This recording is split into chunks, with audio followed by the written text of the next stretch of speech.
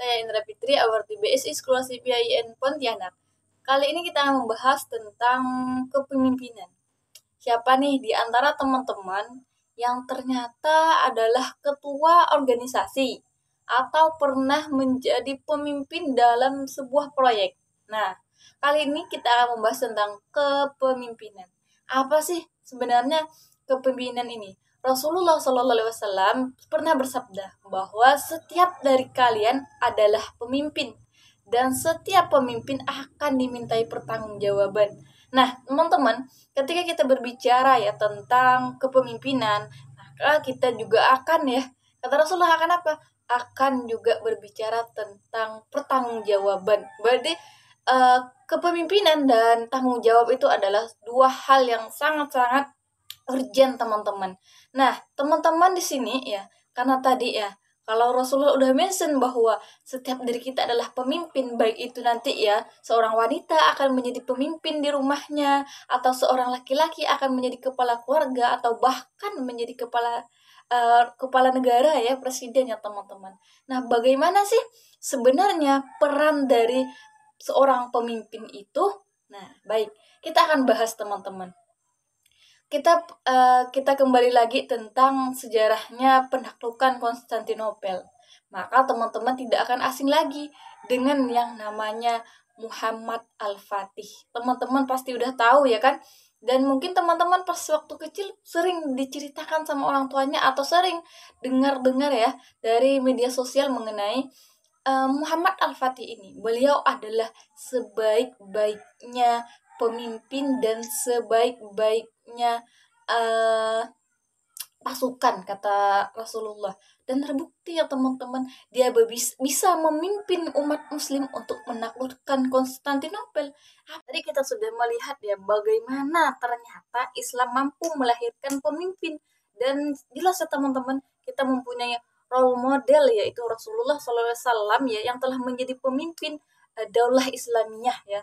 Dan kita sudah merasakan bagaimana Islam sampai pada diri kita saat ini.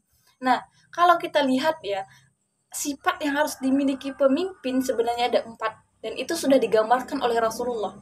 Yang pertama, seorang pemimpin haruslah dia yang sidik, yaitu dia yang jujur. Dan kedua, seorang pemimpin haruslah apa? Amanah, orang yang dapat dipercaya. Dan yang ketiga, seorang pemimpin haruslah dia yang tablik, yaitu dia yang menyampaikan. Dan yang terakhir, dia haruslah apa? Patonah, teman-teman, yaitu dia harus cerdas. Ya, karena kita tidak mungkin bisa mengatur ya, memanajemen orang, mengorganisasikan seseorang ya dalam pemimpinan kita kalau kita tidak memiliki kecerdasan dan kita tidak bisa menyampaikan dan kita tidak memiliki kecerdasan dan kita tidak memiliki sifat apa? Dapat dipercaya.